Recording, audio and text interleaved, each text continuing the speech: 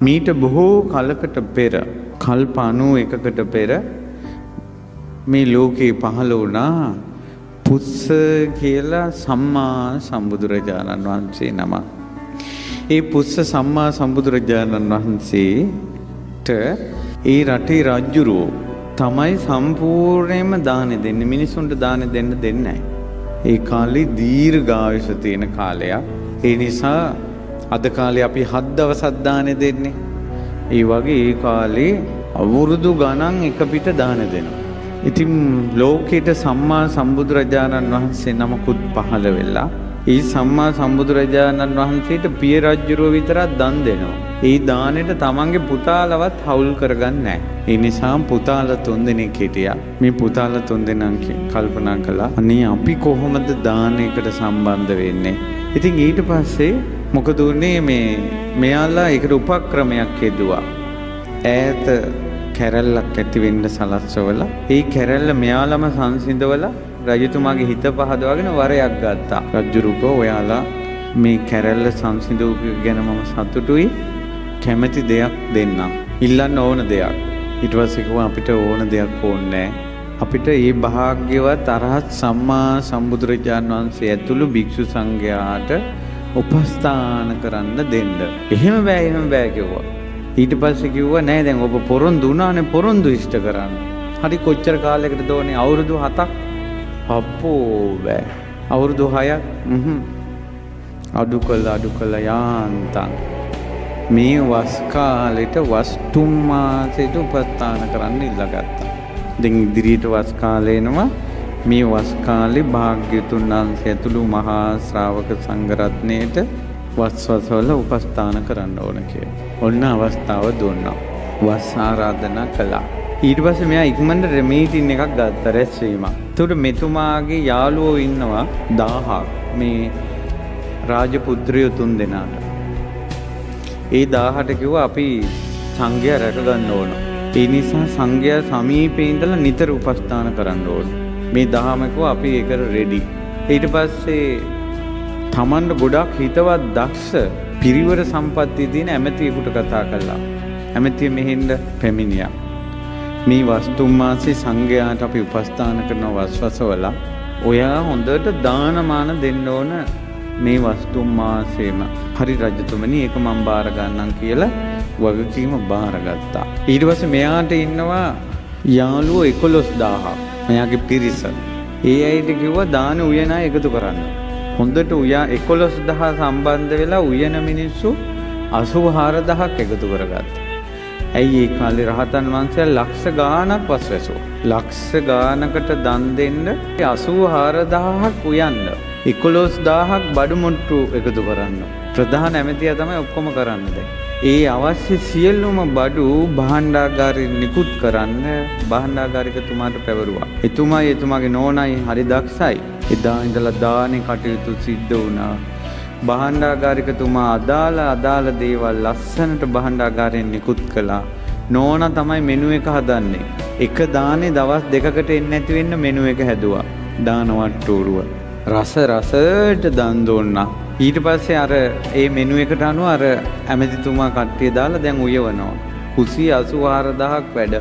අර රාජ කුමාරයයි ඔහුගේ යාළුවෝ 1000යි කලාතුරකින් ලැබුණ අවස්ථාව මේ වස් 3 මාසෙම අපි ගෙවල් වලට යන්නේ නැතුව ඉමු කියලා මං හිතන්නේ බඹසර සමාදන් වෙලා ඇඟට කහපාට සෝල් එකක් දාගත්තා. වස් කාලේ කරපු දේවල්. කහපාට වස්ත්‍රයක් කරට දාගෙන සංඝයාගේ ළඟ ඉඳලා උණු පැන් සිසිල් පැන් අතුපතු ගානේවා දාන බෙදනේවා ආරාමිකයෝ විදියට අද මහාන වෙන්න ආපු උපාසක මහතුරු ඉන්නේ. අන්න ඒ වගේ අර කුමාරයයි 1000යි අර කුමාරවරු 3 දෙනයි 1000යි සංඝයාගේ ළඟ ඉඳලා උපස්ථාන කළා. දානමාන ටික ඇමතිතුමයි 11000යි දාන ටික දානශාලාවට ගේනවා. ලස්සන පින්කමක් කරුණා. දාන උයන අය පුදුම සතුටින් උයන්නේ. හරි සතුටුයි. පොඩි උන් ළඟට එනකොට කැමති නැහැ ඵලයව කියලා පොඩි උන් පන්න ගන්නවා. දැන් මේක හැමදාම උයනවනේ. සතියක් හමාරක් යනකොට පොඩි උන් පන්නලා කොතේ පන්නන්නද? කියනවා උඹලා ළඟට වෙලා හිටපල්ලා. හැබැයි මට අත තියන්නේ නැහැ. ඊට පස්සේ පොඩි එවුමොත් පැත්තත් වැඩ දුන්නා. ඊට පස්සේ තව සතියක් විතර යනකොට පොඩි අය දැන් බඩගින්න කන්න හදනවා. දෙන්නේ නැහැ. මේවා සංඝයාගේ ඒවා කියලා. තව සතියක් විතර යනකොට පොඩි උන් මෙහි බලනකොට පොඩි උන් කාලා.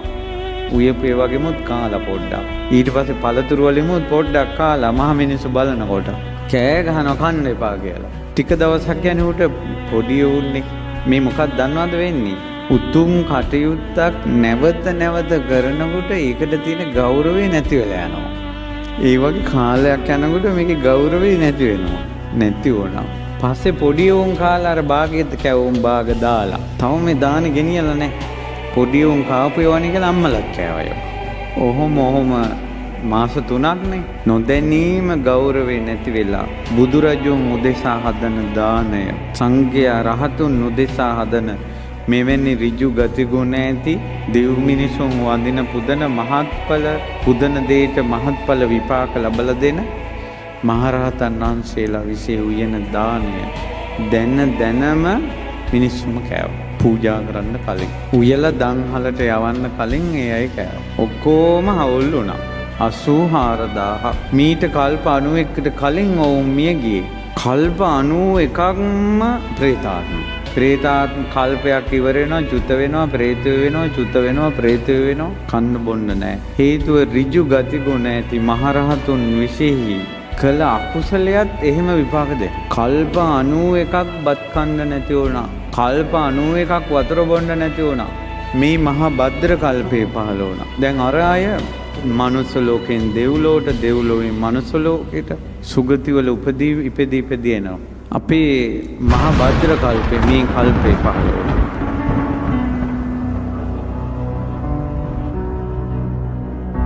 කකුසඳ බුදුරජාණන් වහන්සේගේ කාලේ අර ප්‍රේතයෝ වට වුණා බුදුරජාණන් වහන්සේ වදිනකොට. බුදුරජාණන් වහන්සේ වදාලා මේ බුද්ධ ශාසනය ඔබට පින් ගන්න බෑ. ඊළඟ බුද්ධ ශාසනයෙන් අහන්න.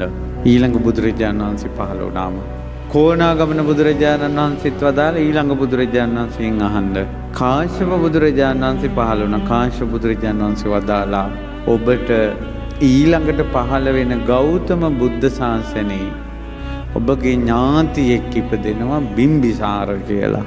ඒ බිම්බිසාර කියන ඥාතියාගෙන් පින් ගන්න පුළුවන්. කල්ප 91ක් ආපු කෙනාට ඊළඟ බුද්ධ ශාසනයේ පින් ගන්න පුළුවන් කියනකොට හෙට පින් ලැබෙයි කියලා හිතුණා කියනවා. ඒකට ආපු කාලේ කොච්චර දිගයිද?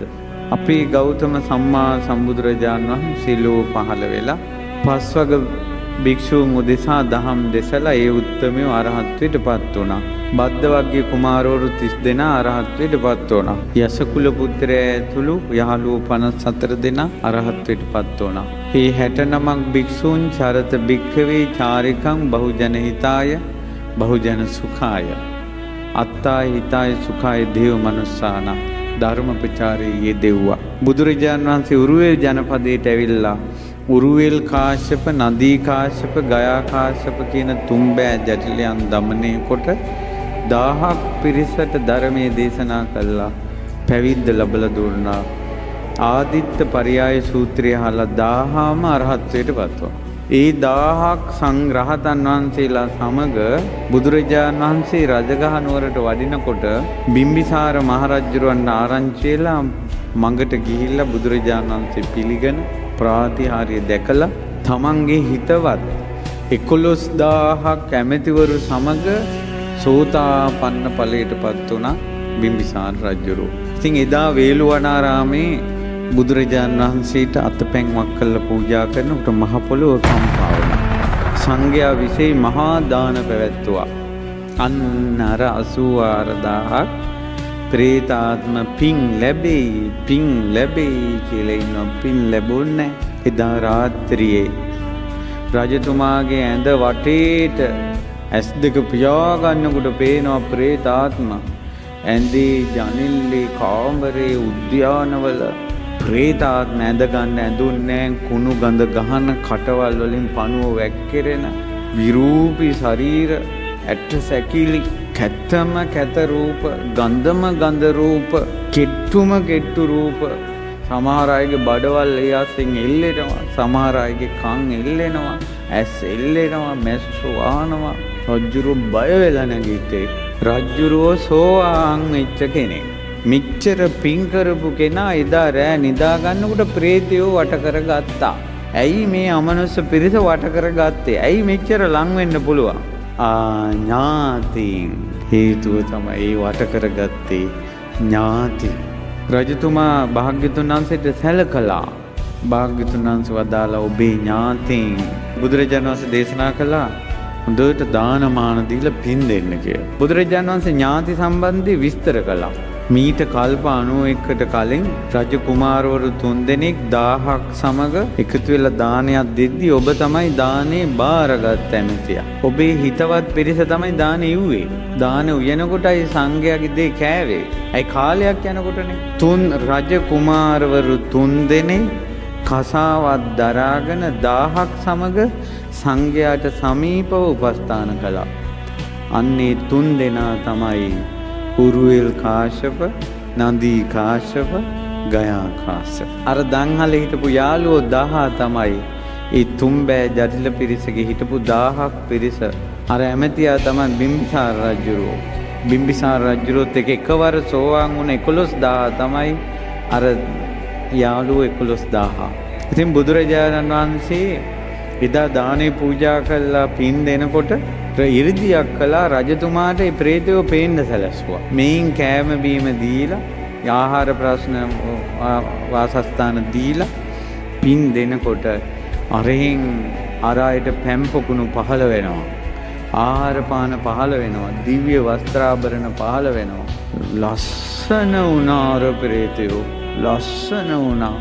බිම්බිසාර මහරජ ඥාතින් උදෙසා ඔබ අද දානයක් දුන්නා. ආරි සංඝයා කෙරෙහි යහපත් ලෙස දානේ පිහිටියා. බොහෝ කලක් ඒ උදවියට මේ පින හිතසුව පිණිස හේතු වෙනවා. මේ මොහොතේ මේ ඇත්තන්ට පින් ලැබෙනවා. මහරජා ඔබ බොහෝ කලක් යහපත පිණිස පවතින මහත් වූ පිනක් රැස් කරගත්තා කියලා බුදුරජාණන් වහන්සේ වදාළා. මේ ධර්ම දේශනාව අහගෙන හිටපු 84000ක් පින් අනුමෝදන් වුණ ඒ පිරිස බුදුරජාණන් වහන්සේගේ ධර්මය අසා ඉඳිද්දිම പ്രേත ලෝකෙන් චුත වෙලා දෙවිවරු 84000ක් බවට පත් වුණා. මේ දේශනාව බුදුරජාණන් වහන්සේ 7 වතාවක් දේශනා කළා. ඊළඟ වතාවේ ධර්මයේ දේශනා කරනකොට ඒ 84000ම සෝතාපන්න ඵලයට වත් වුණා.